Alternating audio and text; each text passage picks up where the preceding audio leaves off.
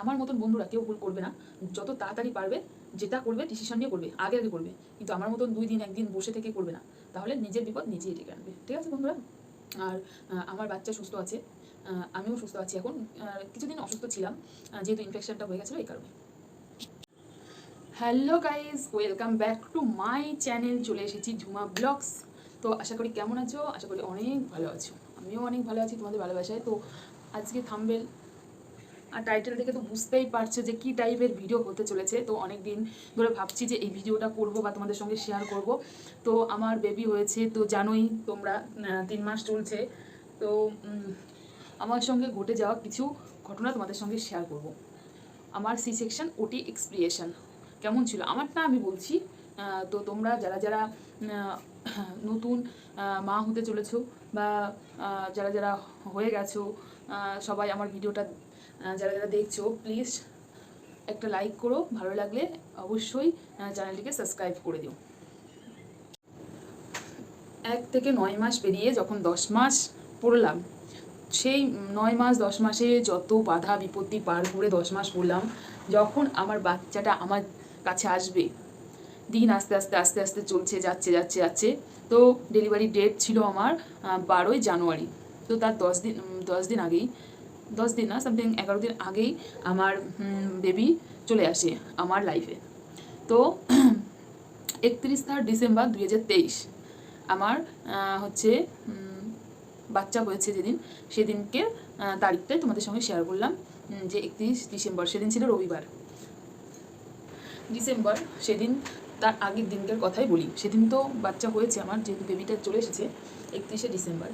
আর তার আগের দিন রাত থেকে আমার অল্প অল্প সন্ধ্যা থেকে 30শে ডিসেম্বর সন্ধ্যা থেকে আমার অল্প অল্প পেন শুরু হয়ে গেছিলো সন্ধ্যা থেকে। তো আমি বুঝতে পারিনি, যেহেতু আমার প্রেগনেন্সির ফার্স্ট মান্থ থেকে লাস্ট মান্থ অবধি আমার পেটে হালকা হালকা ব্যথা করতো। তো আমি ভেবেছি যে আমার তো ডেট এখনও 10 দিন পরে, তো ব্যথাটা মানে আগেরই, বুঝতে পারিনি। তো আস্তে আস্তে ব্যথা যত রাত যাচ্ছে তত ব্যথাটা শুরু হয়ে যাচ্ছে, অল্প অল্প করতে করতে করতে করতে ভোরবেলার দিকে প্রচুর ব্যথা শুরু হয়ে গেল। উঠেছি তখন 5টা, যেহেতু ডিসেম্বর মাস ছিল, শীত ছিল, উঠে পড়েছি 5টায়। তো হাজব্যান্ডকে বললাম যে আমার পেটে খুব ব্যথা করছে। তো ওর মাকে বললো যে ওর ব্যথা করছে। তো যেহেতু পেন হয়েছে, তো নর্মাল ডেলিভারির চান্সটাই বেশি। হসপিটালে নিয়ে গেছিলো আমাকে, হসপিটালে নিয়ে গেছিলো। সেদিন রবিবার ছিল, তো কোনো ডাক্তার ছিল না হসপিটালে নিয়ে যেয়ে। তো আমাকে বলেছিল যে নার্সিংহোম নিয়েই যাবে। তো আমি বলছি না, যদি আমার নর্মাল ডেলিভারি হয় তো হোক, চলো। আর আমার প্রচুর সমস্যা ছিল, সবাই জানতো যে আমার নর্মাল হবে না, যেহেতু আমার মানে নর্মাল হওয়ার কোনো কথাই প্রশ্নই ওঠে না। তাও আমি চেষ্টা করতে গেছিলাম। তো গেলাম, যে কোনো ডাক্তার সেদিন নেই, সেদিন কোনো ডাক্তার ছিল না। তাও আমরা গেছি, যে ভর্তি হয়েছি। ভর্তি হওয়ার পরে একবার চেক আপ করেছে। কিছু কিছু উটকো পাটকা ছেলে পেলে, অল্প অল্প যারা শিখছে সেই সব ছেলে পেলে দিয়ে চেক আপ করিয়েছে। তো করলো।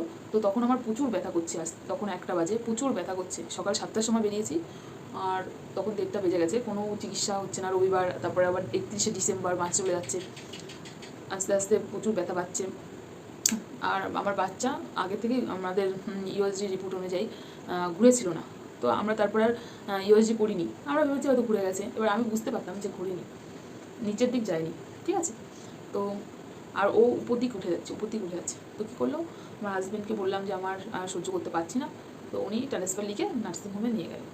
তো নার্সিংহোমে নিয়ে যাওয়ার তড়িঘড়ি করে নিয়ে গেল। আধ ঘন্টার মধ্যেই আমার মানে আস্তে আস্তে আস্তে আস্তে মানে হুঁশ চলে যাচ্ছে ব্যথায়।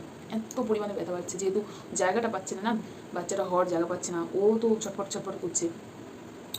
তারপরে একটা, যেহেতু আমাদের চেনাশোনা নার্সিংহোমে ডাক্তার ছিল, আমার জামাইবাবুর বন্ধু, তো তাকে ফোন করেছে। তো সে জামাইবাবুকে সে ডাক্তারকে বলাই ছিল যে আমার শালাবুকে নিয়ে আসা হবে, যেদিন ওটি হবে তার আগের দিন বলা হবে। তারপরে বলার সঙ্গে সঙ্গেই ডাক্তারবাবু চলে এসেছিলো। তো 10 মিনিটের মধ্যে আমাকে ওটি রেডি করেছে। 4-5টা স্লাইন দিয়েছে, ইঞ্জেকশন দিয়েছে, যা যা নিয়মকানুন সব 10 মিনিটের মধ্যে কমপ্লিট করে ফেলেছে। তারপরে ফর্ম ফিল আপ করা A to Z 10 মিনিটের মধ্যে করেছে। 10 মিনিট পরে আমাকে নিয়ে যাচ্ছে ওটিতে। আমার আগে ভয় লাগতো যে ওটিতে গেলে কেমন লাগবে, আমি পারবো, আমি মনে হয় যেতে পারবো না, আমার কান্না পায়। কিন্তু যে সময় ওটিতে নিয়ে গেলো, তখন আর আমার কোনো সমস্যা নেই। মনে হচ্ছে যে যতক্ষণ আমার হয়ে যাবে আমি মানে বেঁচে যাবো।